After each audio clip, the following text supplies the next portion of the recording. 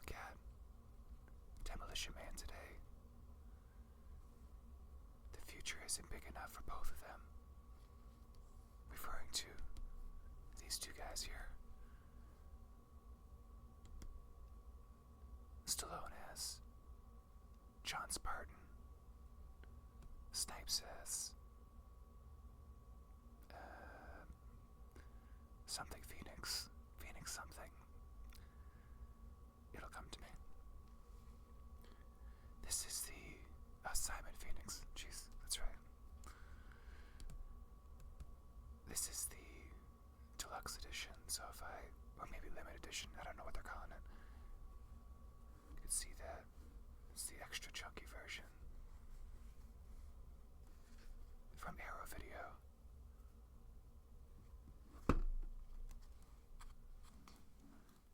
And this is just, I believe this is just a 4K. I don't think there's an included Blu-ray with this. I mean, I've opened it and watched it, but I didn't really pay much attention to the actual contents. So we'll confirm that right now. Let's go ahead and take this slipcover off. So this has a slip. And we'll take that off here. There we go. And we have some new art. I think it's new art, I'm not sure. I haven't seen it before this release anyways. If you haven't seen the movie, I wouldn't know what this art was referencing. Well, I guess that makes sense.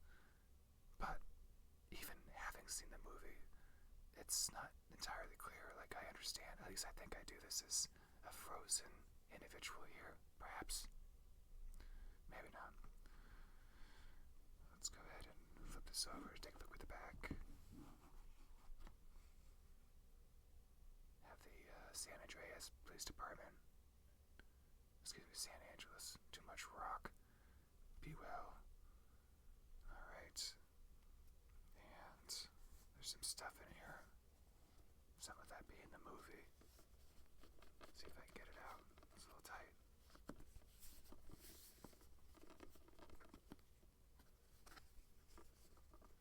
What's going on here? It's a real challenge. Okay, there we go. So the actual movie, of course. Nice to include the movie here. And what else is in here? We have a booklet. Here we go. Morality violation. No art in the back here. So we got some cast and crew. Right up from Pedler, Martin Pedler, Priscilla Page, William Bibbiani, Clem Bastow. Some information about the restoration, production credits.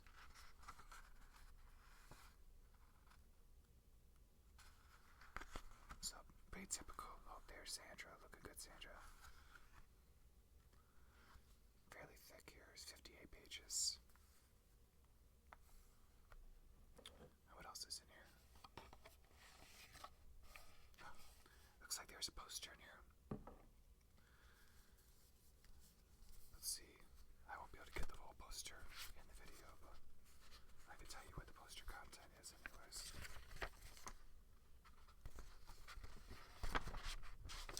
Okay, so just to visually confirm the poster with you, it's all folded up here, so I've got the poster.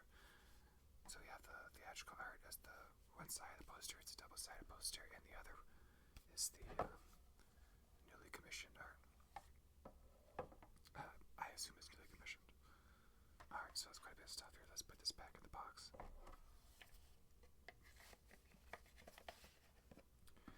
I have quite a few of these limited edition Arrow releases, but all the goodies, if you will, I put in storage. I just put the movie on my shelf. mostly due to shelf space being limited. Actually, I would say mainly due, not mostly. If I had like unlimited shelf space, I probably would just put them out there, but I don't. So they go into storage. I could always wait for the vanilla release, but a lot of times it's not that much cheaper. Where like I got this was $30 USD, and like when the vanilla comes out, it'll probably be like 28 during their annual sale, 25. That's usually like 6-ish months down the road. Normally, I guess I haven't really timed it, but it seems like it. So it's kind of like, alright, well, I guess I'll pay the extra few bucks. I suppose that's the whole point. So, anyways, Demolition Man. Let's flip this over. This is a pretty, well, for Arrow, I guess it's not unusual, but I guess you can debate whether Demolition Man needs a release such as this, but I feel like this movie definitely has a bit of a cult following, and upon rewatching it just recently, it definitely holds up. So we'll get to that in just a moment. Let's take a look at the back here. Yeah, you can kind of read that. It's not too bad. Not that I changed cameras or anything. It's just maybe the angle's pretty good this time. So let's see. Sylvester Stallone and Wesley Snipes go head to head in this classic sci-fi action blockbuster from Joel Silver, the producer of Die Hard and The Matrix.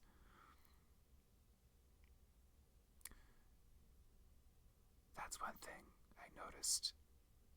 This movie, the director's name isn't really mentioned very much, and honestly, I don't really recognize his name, Marco Brambilla.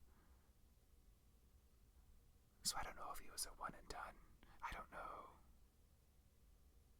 if this is more of like a TP editor type movie where kind of like a director for hire. I'm digressing, so let's just get back to the synopsis here, the write-up. In 2032, coming right up, arch criminal Simon Phoenix, Wesley Snipes, awakens from a 35-year deep freeze in Cairo prison to find a world where crime is almost non-existent, a serene utopia ripe for the taking. With the police no longer equipped to deal with this 90s-style brutality, they revive Demolition Man Sergeant John Spartan, played by Stallone, the no-holds-barred police officer unjustly sentenced to Cairo prison, who originally took Phoenix down. I don't know about unjustly, but let's keep going. Old school cop against old school criminal, settling their scores on the streets of San Angeles. Is that a question? Is that old school cop against old school criminal settling their scores on the streets of San Angeles? You tell me. Their future won't know what's in it. With a script co-written by Daniel Waters, Heather's Batman Returns, I think he was brought in to kind of punch up the script. I don't think this is his original. Well, it says co-written, but I think he came in and gave it a lot of the one-liners and the tone that we most associate with this movie. In a supporting class that includes Dennis Leary. I think Dennis Leary probably did a lot of improv. I wouldn't be surprised. Benjamin Bratt and Sandra Bullock in her breakout role. Demolition Man is an awesome mix of action and humor. And this came out in 1993. What also came out in 1993, at least I think it did, is Last Action Hero and Jurassic Park. I mentioned Jurassic Park because Jurassic Park just devoured, sorry for the pun there, the box office. Like when that came out, I remember Jurassic Park came out, it was have you seen Jurassic Park? Why haven't you seen Jurassic Park? Let's go see Jurassic Park. And I feel like Last Action Hero came out around the same time as Jurassic Park. I saw that in the theater as well. And then I want to say Demolition Man was maybe in August. Again, this was a long time. It was his 1993 for Christ's sake. But feels right to me in my head. And I remember seeing Demolition Man in the theater as well. But Last Action Hero, which I think is pretty good, it's a little long. Definitely has there's a self-awareness to it, and the same thing with Demolition Man. But Demolition Man, I guess, looking at it now, was a bit more prescient with some of the predictions that are just kind of tossed as one-liners here and there, like Arnold Schwarzenegger's governor now, or president. I think he's president in this, and this would have been before he actually formally got into politics. So, anyways, and this one thing I wasn't aware of when I was about to watch this is that it came with the international Pizza Hut version of the film, and I was like, what on earth is that? And in the future, after the great franchise wars, watch the movie, you'll understand. All restaurants are Taco Bell, but not in the international version. So a domestic version is Taco Bell. When I say domestic, I assume they mean North America, and then international would be the outside markets, and that's all Pizza Hut.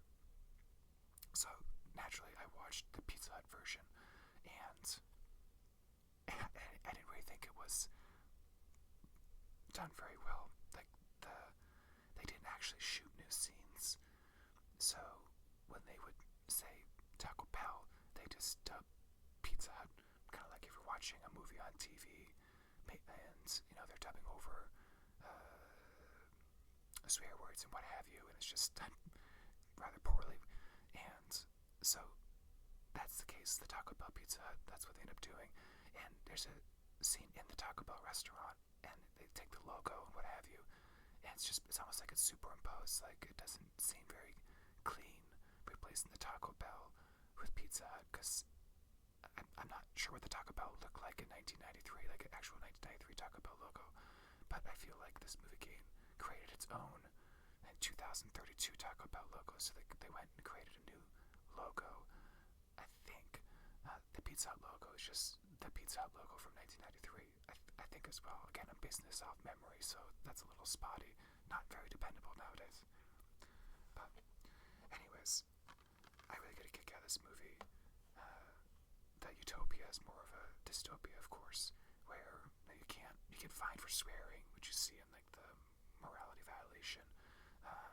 You don't have sex, like sex is against the law. You have VR sex, and the poor and hungry, they live in the sewers, out of sight, out of mind.